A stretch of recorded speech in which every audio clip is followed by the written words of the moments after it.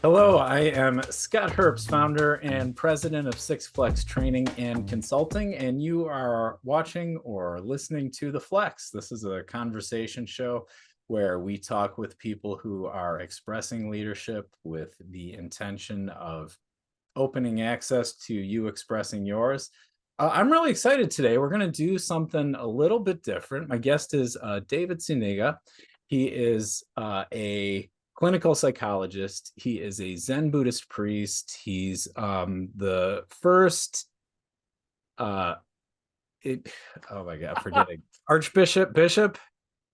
Good question. I'm the first Westerner ordained in my lineage, and then I'm also a vice Yes. bishop in my particular lineage First as well. Westerner ordained in his lineage and a vice bishop. Yes. Yes, sir. Yes, As sir. well as an end of life. Uh, the guy's got a lot going on and doesn't own a business, so it's a little bit, or at least a business with a large team, so it's a little bit. Correct. But I was introduced to David by one of our previous guests, Kirsten Brooks, and really excited to talk and learn more about you and what you have to contribute, because I do think that counseling people in end of life and the intersection of that and mindfulness has a lot to contribute to leaders. So David, welcome. Yeah. Thank you. Thank you. And if it's helpful, Scott, I maybe should have mentioned this. I do have a business technically. I have a PLLC S Corp for my psychology practice, but I'm the CEO and the bottle washer and the custodian. So I'm a Yeah. one-man band. So yeah, not That's what big. I meant. You have a business and not a large team, right? Correct. Yes. A team of one. Yeah. Awesome. So David, will you I Yeah. ask you too much. Tell me some of your story and let's start chatting. See what. Yeah. Well, I will, to give you kind of the under 90 seconds version of my life. I started out in college. I was an English major. I got a master's in English. Really? My dad, yeah, well, and I kind of felt, Scott, like by studying the canon of great literature, I've always been into spirituality my whole life. And, I felt like studying the canon of great literature would help me be a better healer in the world. And I do think, too, we're talking a lot about leadership. I do think having a knowledge of the classics, having a knowledge of the kind of causes and conditions that shape our culture, as well as kind of being aware of things like values, purpose, ethics, can help shape leaders into making good decisions. But I got a master's degree in English literature. My dad said, "What are you going to do with that?" I ended up teaching English at a prison, and I just share that because that was kind of a turning point in my life. I really did feel there's a saying in Buddhism that all people have Buddha nature, meaning, and this is kind of another leadership point, we all have the ability to change. And I have definitely seen that in my life over and over again. If you have a skillful approach, uh, you can change the situation. I cannot emphasize that enough, even in deeply entrenched forms of suffering, like end of life care, which I do now. But just to kind of finish that thought loop, I was working in a prison. It inspired me. Then I went to Harvard Divinity School, got a master's in comparative religion, spent a lot of time in East Asia, was ordained as a, yeah. How did you go from English lit master To to comp- in a prison to divinity school? I'm curious about that. yeah, great question. Well, I did not have the course requisite, the prereqs to get into a religion studies program. So I actually went back and just took a bunch of extra courses. Um, and I really, so I was working at a residential treatment facility for juvenile offenders, mostly gang kids, committed serious felonies. Yeah. And we're all responsible for our behavior. I'm not trying to minimize the very serious nature of what they had done. And if you don't mind me getting a little spiritual, if that's okay, Go. Cool, cool. I'm Zen Buddhist, but I try to draw from all traditions. There's a parable of the sower in the New Testament. And basically, Jesus says, some of the seed, I'm paraphrasing, is some of the seeds are planted on rocky ground. Well, they can't take root and they die. Some of the seeds are planted amidst the weeds and, that kind of stuff. Well, they get choked off and they die. Some seeds are planted on fertile ground and they'll grow and bloom and prosper. And that's a perfect metaphor, I think, for society and for the human condition and related to leadership. And I really felt working in a prison. I mean, my mom worked in the home. My dad had a PhD. I went to private schools all my life, including college, actually, and I ended up turning out okay, I think. But I was working with teenagers who grew up in the kind of stuff you see in movies or you read about. I mean, just unimaginable amounts of poverty, cyclical violence, these kind of things. So it wasn't surprising that they ended up in the facility I was working at. And I really did feel that they were wanting to make changes in their life. They were wanting to do something different. And honestly, Scott, they needed somebody who would hang with them and believe in them. That was the single biggest thing. And so that just really, really, really inspired me and just kind of, I don't know, shifted my conscious in a profound way. So that's what led me to apply to divinity school. And then when I went to Harvard Divinity School, studied comparative religion, and that's how I got an end of life chaplaincy. What And I did is like, comparative religion? good question. There's what we call the big five, which is religions of the West, Judaism, Christianity, Islam, and then Hinduism and Buddhism. Those are the five largest and, for lack of a better term, most influential religions. But comparative religion, you can study religion more than one way. You can study it like if you go to seminary, and then you're studying from within the tradition to be a proponent of the tradition, if that makes Yeah. sense. Uh, at Harvard, it was more of an academic studies degree. So you take the tools of academia, history, literary analysis, archaeology, languages, whatever it is, Yeah. and you apply research methodology and research academic studies to the tradition itself. So, and honestly, I think part of my decision to go to Harvard was I just really wanted to. I had been raised in a one particular way, and I just really wanted to, as much as possible, look at religion and spirituality kind of academically and objectively to kind of figure out what I believed myself, if that makes sense. Yeah, makes perfect sense. Yeah. All right. So then you've got your mat, and then you had mentioned that's where you became credentialed. Yeah, I was the third Buddhist in the United States to become certified as um, a hospital hospice chaplain. Mhm. And I did that for 10 or 12 years.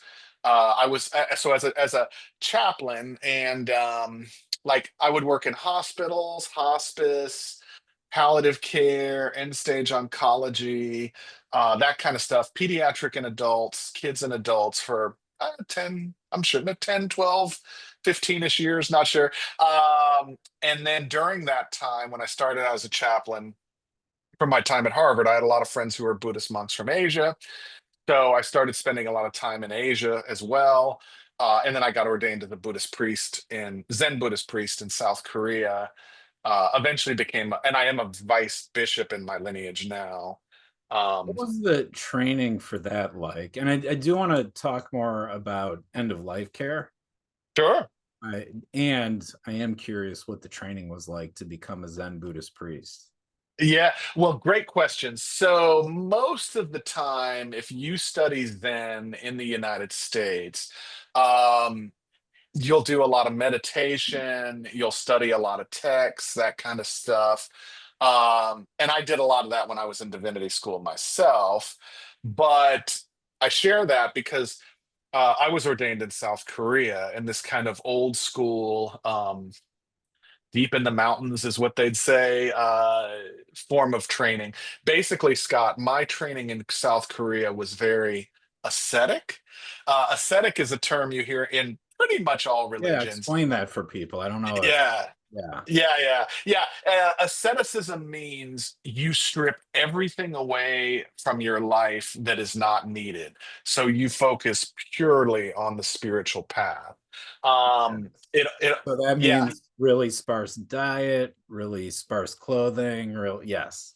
exactly. Yeah. Yeah.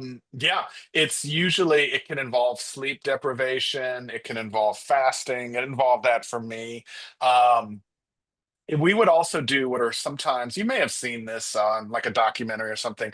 We would do a lot of prostrations, kind of like they do in Islam, if you've ever seen that in Islam. Prostrations, for lack of a better term, you might say they're like, spiritual push-ups. You go from a standing position all the way down on the ground, and then you come all the way back up without using your hands. Um, Very challenging.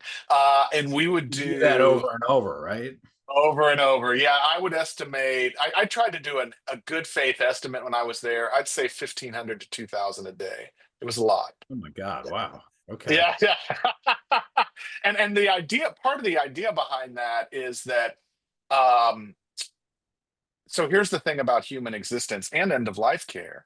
Um, no matter how good you are, no matter how organized you are, no matter how disciplined you are, into every life some rain must fall. We will all have some difficulty in our lives.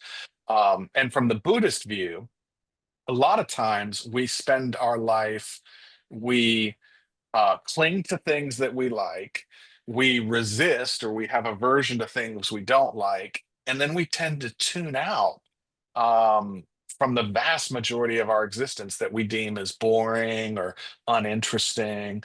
And if we're not careful, as Thoreau once said, we can end up living a life of quiet desperation. We're not tuned in to the theater of experiences that are around us all the time. So, and I will tell you, Scott, as a guy who's done end of life work for a long time, what ends up happening is, people will be on their deathbed or they'll get some kind of terminal illness and they'll be like, where did my life go? Yeah. And so how we spend our moments is how we spend our lives. So Buddhism tries, in the kind of ordination training I went through, you try to create a safe container where you can kind of test your equanimity a little bit. You can test your ability to accept things. Mm. You work on being present and relaxing into the present moment as it unfolds. So it's a difficult training, but also a training done with a compassionate and very practical intentionality. Yeah. So Um, and so you became a Buddhist priest after you had some experience in facility and end of life care. yes, sir. Yeah. Yeah, I started working as a chaplain in late 90s, 98 or 99. I didn't get ordained until 2005. So I was a lay chaplain for a couple of years, and then I got ordained. But Yeah. even when I was ordained as a Zen priest, I was still working in a very interfaith context. If that, Yeah. working with Christians, working with people Jewish, Muslim, etc. Yeah. Um, I am really interested in, and I have my own thoughts and opinions, and I don't want to get them too much on yours. Um, well, you talked about the practices of training for Zen. You said creating a safe container, Hmm.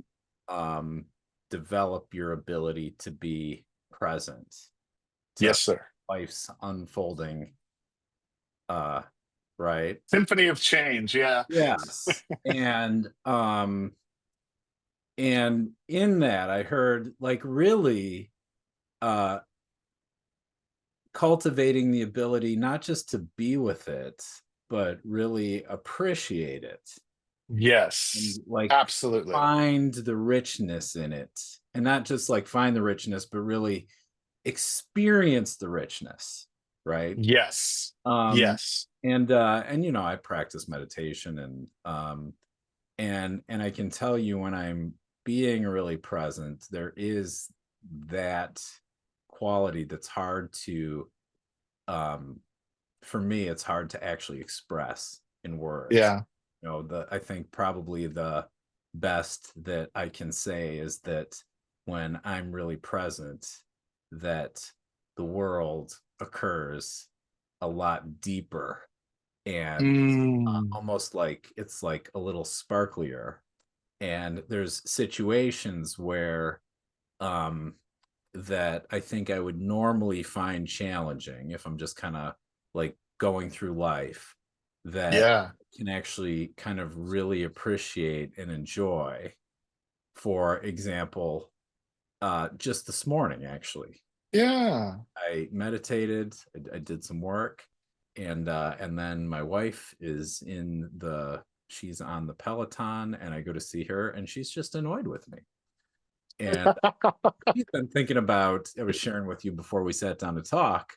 We're getting ready to move, right? So there's a lot of Right. somehow like, what are we going to bring, and who's going to handle what, and like who's going to get the homeowners insurance, and um, Yeah. Lots of just thinking stuff. about all the stuff I've got to do while I'm like, and but I was in the space where like I could just really appreciate Mm. her position and her perspective, and almost like kind of see it. And I was like, I was so great with it, like, oh, honey, I totally understand. And um, so that's Yeah. available out of like this practice, right? Either immediately, Absolutely. where you want to end up cultivating yourself, is where you just kind of have access to that more and more naturally. Um, so this is a long way of saying that aside from just the benefits you see to like how it impacts your experience and appreciation for life, how did cultivating that skill impact your ability to communicate with and make a difference for people who Mm. are really, I mean, not metaphorically, but at the end of it, right? Right. Right. Yeah. Yeah, great question. Well, and part of the reason I'm excited about this too, because I know you talk with a lot of your guests, Scott, about kind of, the world of leadership and maybe, creative or business opportunities. And these things I think um, are directly relevant to business settings and leadership as well. I Yeah. will say, and kind of as a parallel to say the topic of leadership, having more facility with how we utilize our brain, our mind in a mindful context. It does a lot of things. One, kind of like you were saying, it can get us out of our own perspective, and then we can be really present to respond to the other person based on where they're coming from. And Mm, as a psychologist, we really, really, really, really, really want to understand what's going on in our client's head. And I think, too, a big, big part of it is the practice of compassion. Sometimes in psychology, we say unconditional positive regard. It's kind of a, clinical phrase we use. But, yeah. um, Maya Angelou, to paraphrase, once said, people will forget what you say, they'll forget what you do. They'll always remember how you made them feel. Mm, And I do think that's a big, big part. Like you were saying with your wife, she's on the Peloton, she's trying to work out. Each of you is juggling a lot of balls for this big move. You know, you were able to do your meditation practice, and then you could come to her and you could be a little more objective and you could enter into her headspace. yeah. Um, and in a similar vein, I don't mind telling you, Scott, I think I've been in end of life work for almost 30 years now. Every patient is unique, every situation is unique, and there can be blessings at the end of end of life, but it does involve obvious big challenges. Yeah. And yeah, and I don't mind telling you, I get scared, even though I've done this almost 30 years now. Because they're big problems, big challenges, and like in any other leadership setting, people are coming to you and they're wanting answers and they're wanting things to be fixed.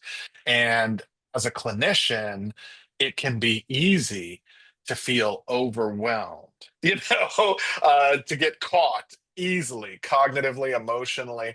So Yes. another fruit of our meditation practice is it can help you get unstuck. It can help you let go of that fear, that anxiety, just the raw stress or terror that you might feel, and then try and be more present and discover more creative solutions. So I think it does a world of good. It helps with burnout. It helps make you a better clinician. I think it helps with a ton of things, honestly. Yeah, I want to talk about that. Um, Sure. and uh I'm loving this conversation. I meditate, it's a big part of my practice. Like I try to get Yeah. meditation, listen to podcasts about meditation. I don't Cool. talk about it a lot in my podcast. It's not something I really share or put out there too much. And I've seen the benefits personally. Um, and I really have a lot of appreciation for what you do, and imagine that it can be really hard to Yes. like you get a client, and I mean everyone dies, but you're really confronted with that, and Yes. and then deal with their loss, right? Right. That's something that a lot of people would call uh like tragic. I mean, just look at, like, it's funny to me. I laugh because they'll some 90-year-old musician or so will die, and people will post Yeah. on Facebook like, "Oh, our tragic loss," and it's like, well, they were 90, and everyone dies. Yeah. Is a little bit of an interpretation. You actually, it's always an interpretation, right? Yeah. Uh, Yes. and I don't want to minimize people's experience, by the way, but it Right. is like an experience. It's not a fact of the world. It's a fact of experience. Uh, Yes. so how how can you see that? I got a couple questions. How can you Sure. see your practice? Well, how do you actually manage yourself to avoid burnout Mm. and stay centered and connected to really what matters and is inspiring about your work? And you get to pick how you talk about these things, but I'm also curious if you could share a little bit for people who maybe haven't begun a mindfulness or meditative practice, give some coaching about where to start. Yeah, absolutely. Two great questions, Scott. In terms of my own journey, um, and I have been burnout before. Let me say that up front. Yeah. Um, I do think end of life work is very challenging. Yeah. And the other thing is too, no matter what we do, so I'm a psychologist, you know, you deal with depression, you deal with addiction, you deal with personality disorders. Anything can get you burnt out. And as Mm. soon as we say, "Oh, I'm not going to get burnt out, I'm okay," uh-oh, like you're setting yourself up to get burnt out.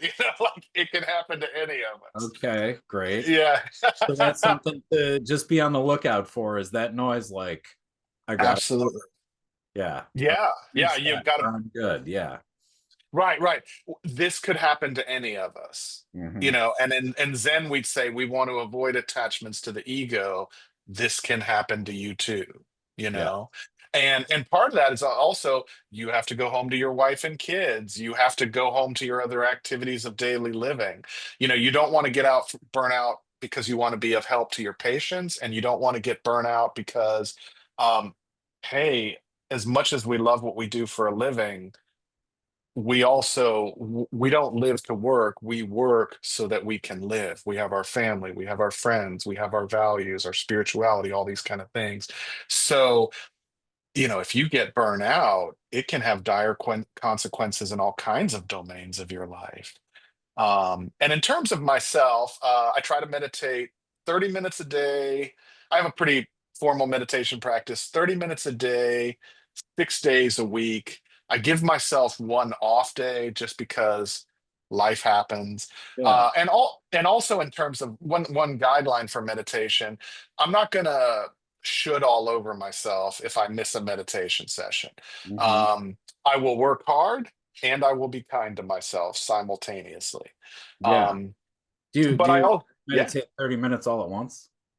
uh, ideally, but that doesn't always happen. And there's pros and cons to each. I mean, there's certainly a benefit to sitting down for a 30-minute session and there's different kinds of meditation. They're all equally good. What's best for you in the moment? But there is a benefit to just sitting in meditation for 30 minutes, you know, slowing down the habitual cognitive and emotional traffic in your mind, getting in a very good space, and allowing yourself to re-enter the world, like to go through that kind of process. Conversely, it can also be skillful to spread it out in the middle of the day, or kind of like, so I'll also, like, today I had an eye appointment. I'm getting new glasses this morning, and I had to wait. They were doing some paperwork and stuff. So one of the beauties of meditation is it's something you can do anytime, anywhere, for any period of time. You don't want to bliss out while you're on the highway, but you can drive mindfully, which is actually incredibly safe. Um, so I mean, ideally, I have 30 minutes a day. I do try to, stuff comes up in my line of work, and you can also kind of sprinkle your meditation or your yoga, other practices, throughout the day. And you know, in terms of kind of businesses and leadership, the research is really clear that if you take, it's kind of like running a marathon. If you slow down a little bit and pace yourself, if you take breaks and take care of yourself, globally, long term, you will be more efficient, more productive, make less mistakes, have higher, happier employees, lower employee turnover, that kind of stuff, better retention with your employees, and same with just us in our day-to-day life. If, like, so one thing I do is I do group therapy and I do individual therapy. My group therapy sessions are 80 sessions. My individual therapy sessions are 50 minutes. Um, so I might see a client at 10 o'clock, 11 o'clock, 12 o'clock, 10-minute break in between. Yeah. You never get fully 10 minutes, but nine-ish minutes. And I'll try, Scott, and take at least a minute between each client. Like, let's say I see 6 clients in a day. I'll try to take a minute between each client. Now, is that minute of meditation between my 9 o'clock and 10 o'clock client, is it going to make me the Buddha on the mountain? No. But does it lower the temperature a little bit so I can let go of past sadness, stress from my 9 o'clock client, be present to my 10 o'clock client? Yes, it does.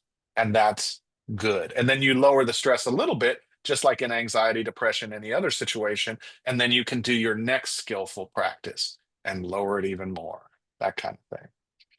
So, but I like to listen to music. I like to exercise. I like to spend time with friends. And whether you're, in a traditional leadership position, you're a Buddhist monk, you're a therapist, we are the healing instrument. And so by taking care of us, we are taking care of our patients. We're taking care of the mission of our company. Self-care is not selfish. And I would say that for your, high up CEOs and CFOs and stuff. I'd say it for everybody. Self-care is not selfish. In fact, it's essential. Just like anything else, a marriage, a car, whatever, you've got to take care of it. Yeah, I agree. I think um well, I can see in my own life that when Yeah. I am taking care of myself, and that includes meditating, but also making sure I get enough sleep and exercise, that I am Yeah. more there uh with my clients, with my other accountabilities, with the teams that I lead, etc. And Yeah. more patient. I'm a better listener. And as far as leadership goes, the metaphor I have is like I'm able to pull my head up more, Mm, pull it above the immediate concerns, but then see, oh yeah, that's where we're headed. And Right. and being headed there, like, let's see what's going on here and act with more certainty and intentionality, I think. Right. Absolutely. Absolutely. Um Now, I do I want to go back to the question because I did ask the question, where would you recommend people start? Because Yeah. because I would not recommend to someone, oh, you haven't meditated? Start with 30 minutes. Right. And is there a particular um so can you recommend maybe a couple things that you would say, here's a really good place to start, and not just in terms of time limit, but also technique? Mhm. Yeah. Yeah, absolutely. So a couple guidelines I like to offer. The first thing is meditation. It's a lot like exercise. Exercise is the perfect metaphor, and in fact, it is a form of exercise. Your brain is a part of your body, and just like an athlete, he or she, does different weightlifting, swimming, or running, cardio. An athlete trains different parts of their body for different athletic tasks, and in a Mm, similar way, the meditator trains different parts of their brain and uses different cognitive or emotional goals or techniques. The meditator uses different emotional or cognitive techniques for different psychological or spiritual goals. mm, Same thing.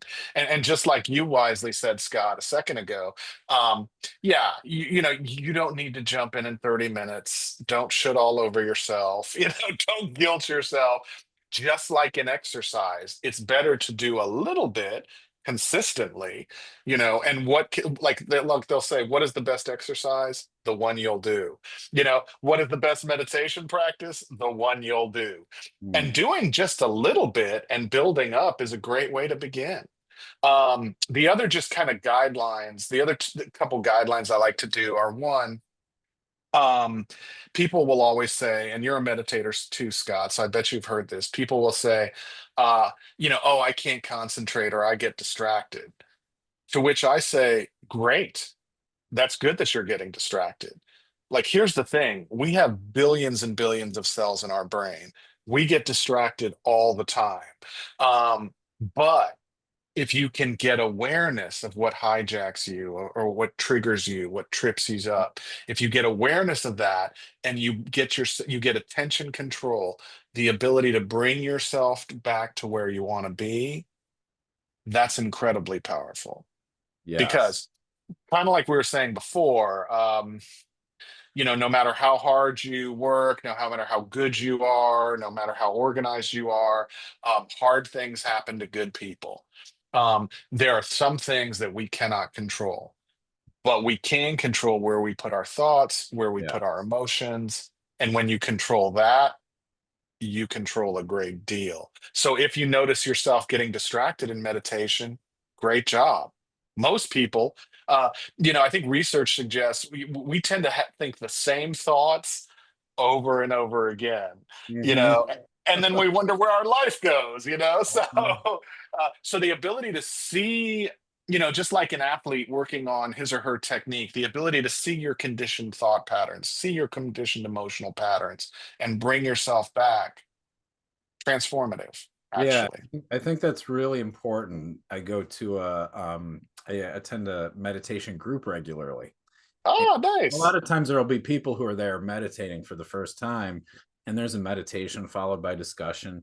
And what people who are new will often say is like, "Oh, I'm not good at this," or Right. and and but their evidence that they're not good at it is that their thinking didn't stop. Right. Right.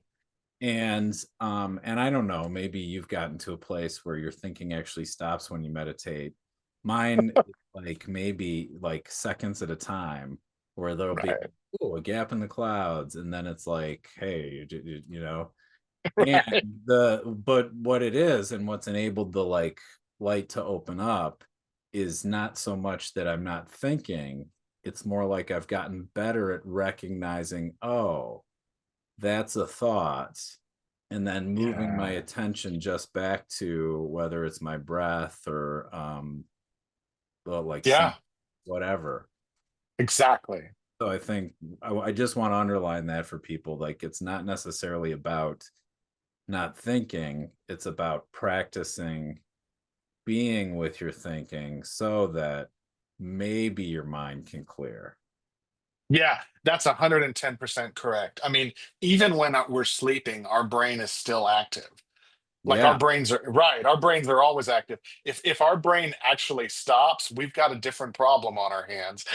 So Yeah, that's like you want to stop thinking, there's one solution. Yeah. right. I don't think we want that solution, Yeah. right now. Yeah. So, yeah, absolutely. And that's a good metaphor, Scott, and it's a big topic, but what we mean by the idea of acceptance. Acceptance doesn't mean you don't ever have any difficulty in your life, that kind of thing. Acceptance it's almost a form of gumption. You're bringing yourself back to your path again and again and again. Like maybe you're a leader and your quarterly estimates weren't quite what you thought they would be. Okay, we can get stuck in shame or Yeah. guilt or whatever, or we can bring ourselves back to the path, try and figure it out. All of human existence is this way. Let's not get stuck. Let's look at things compassionately and bring ourselves back. And Yeah. meditation's a real practical way to do that. Awesome. I am watching our time. We're getting close to the time we set aside. And I do want to go back to um the difference that you see Mm, practice of being able to just be with what's going on with you, but also what's going on with others, maybe, yeah. or counseling people at the end of their life. Yeah. One thing is just and kind of advice to get started is I always encourage people just get practice being present. What does it really taste like to eat this food? What is it like when you drink this water? What is it like when you really listen to another sentient being or music? Or what does it feel like when you're going for a run in the morning? Mm, Just you don't have to do it 24/7, but slow down and just start tuning into the present moment of your experience. And I really think when I'm sitting with my clients, um, I think that's a form of meditation. Like anything can be a form of meditation in a sense. Meditation is just putting your thoughts and emotions on things that are helpful for how you want to be in the world. mm. So, I have two daughters. If I'm trying to help my daughters Yeah, do a wait, say thing, that yeah, again. yeah, sure, Meditation sure, sure, is yeah, yeah. just putting your attention uh, Hmm. on things in terms of how you want to be in the world. That wasn't Yeah, quite what you said. yeah, pretty much. Just expanding just slightly. I love the way you said it, Scott. Meditation is Yeah, putting your thoughts and emotions and emotion. on on things that are helpful for how you want to be in the world. Things that are helpful for how you want to be in the world. Beautiful. Thank you. Absolutely, absolutely. And in fact, in Zen, you may have heard this. There's a classic Zen saying, "Zen is chopping wood and carrying water." Zen is your everyday life. Yeah. Yeah, yeah, Yeah. No, I've heard that before. Like, before enlightenment, chop wood, carry water. After enlightenment, chop wood, carry water. Yeah. right. Exactly. Yeah. Try not to get caught up in your attachments to the ego. Again, kind of like we opened our session. Hey, we can all get burnout, no matter how well trained you are. You know, let's take care of the healing instrument, which is each and every one of us. Absolutely. Absolutely. Yeah. Yeah. Um, Now, I still want to hear, what difference do you see bringing that forward makes for people, whether Um, it's people for, you're counseling, people you're leading, etc. so for the other person, you're saying? Yeah. Yeah, great question. A lot. One is it can help lower stress. Yeah. Two, it can give us more facility recognizing and working with our conditioned thought patterns, emotional patterns. Three, I think it opens up avenues of creativity and problem solving. And this is a big topic, but I'll put it on the table. Um, Einstein, to paraphrase, once said that he felt so interconnected with every being and thing in the universe that he Mm. feared not the passing of any being, including himself. Yeah. And and so I do think meditation, contemplative prayer, these things can open you up in a way that you feel psychologically or spiritually interconnected around other people. Sometimes we call that flow states. I love flow research and psychology, but I also think it's bigger than that. It can tap you into this kind of deep and powerful presence of human existence that I do think is eternal and timeless. And that's the Awesome. biggest thing. Yeah. Awesome. David, I'm going to have us wrap up here. I do have one final question for you, which is if people are interested, how can they reach you? Oh my goodness, thank you. And I will say real quick, if we have 20 seconds, because you had Yeah, asked about please. beginners. Yeah, you answered your own good question, Scott. One great way, if you're interested in learning about meditation, is just to join a meditation group. That's a great way. But also there's some good apps. Insight Timer, 10% Happier. There's several apps out there that I think are great. If people wanted to reach me, even just to talk about meditation, get resources, and I actually worked with a documentary filmmaker, and we made 6 original that are just free of charge on my website. 6 original videos of guided meditation that they actually use at like MD Anderson and a lot of cancer hospitals. About 2 hours worth of videos on my website. Probably the best way is my website, which Yeah, is what's the website? yeah, uh, it's www, and then it's dr for doctor, Yeah. and then my first name and last name, all one word, .com. So it's dr David, and then my last name is spelled Z like zebra, U as an umbrella, N as in night, I as in indigo, G as in girl, A as an apple. So it's dr David Zuniga, all one word, .com. But honestly, if you Google like David, psychologist, Zen Austin, I'll pop right up. Something like that. Buddhism or David Zen. Psychologist Zen Austin. Uh, Yeah, it'll pop right up. Yeah. David, thanks for being here today. And one, just engaging in the experiment. I didn't know where this conversation was going to go. It's different than the ones I've had. So I've really enjoyed it and really appreciated it. And thank you for sharing your insights with our listeners. I think that aside from just being interesting, there's actually some really real value for developing and cultivating mindfulness as an access to leadership. So thank you. Yeah, thank you for having me, and thanks to your guests for giving us the gift of their time. Thank you, Scott. Awesome. And listeners, this wraps up this episode of The Flex. Thank you for watching and or listening. As usual, press the buttons, give us a like, leave a 5-star review, follow, etc. And we will see you back here next time on The Flex. Thank you. Awesome. Hey, thanks, Scott. This was fun.